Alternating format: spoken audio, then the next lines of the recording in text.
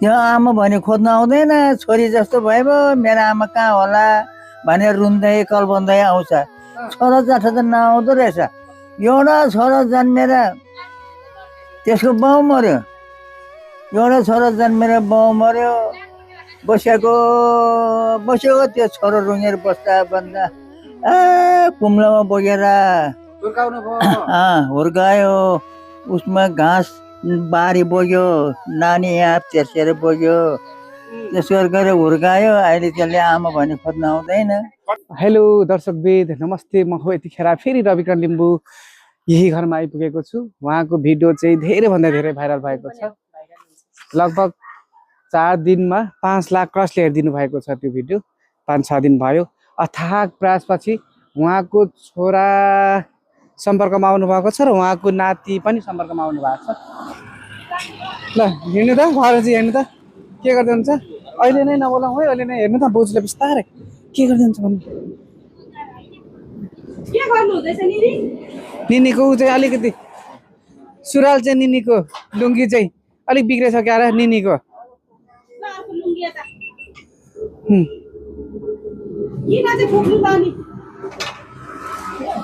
आगो पुग्नु आँटेको खै यतापट्टि आउनु त। त्यो मेरो झोला। तपाईको नाता गोता कोही पनि छैनन्? छैन त, पहिले त थियो, अहिले छैन।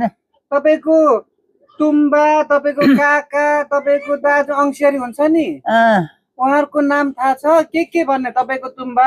खोइ छैन। के नाम? खोइ नाम के नाम थियो, अब पहिले मरिसक्यो, कता गयो कता गयो। अनि नाम थाहा छैन तपाईलाई उहाँहरूको?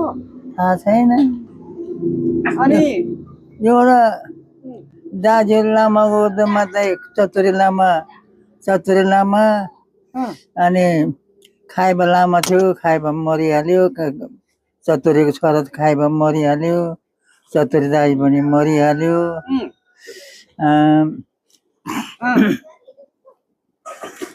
अरूको बडो बाउ थियो। मेरो बाउपट्टिको है, मेरो अंशियारी भाइपट्टिको होइन, दाजुभाइपट्टिको होइन, मेरो बाउपट्टिको। अनि त्यो खाइबा चतुरी दाजु मरिहाल्यो। अनि बडबाउ थियो, त्यो बडबाउ खालो छाबाई छोरा थियो, छाबाई छोरा पनि झिरिपै गयो। त्यो छाबाईको छोराहरूको नाम थाहा छ तपाईलाई? एउटाको नाम खोइ कता हो याद छैन। याद छैन तपाईलाई? त्यो ऊ मात्रैले थाहा छ, आफ्नो आमाले जन्मेको मात्रै थाहा छ, बडबाबुको जन्मेकोलाई थाहा छैन। अनि आमा चाहिँ तपाईँको कहाँ अरे पहिला? 2 नम्बर रामेछाप। ए काभ्रे भनेको थियो, रामेछाप। रामेछाप जाने कि नजाने तपाईँ?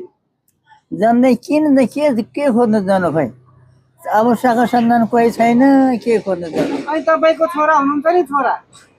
छोरा त यता कतातिर ससुरालको थाप्दै होला नि। छोरा ससुरालीमै बस्यो छ?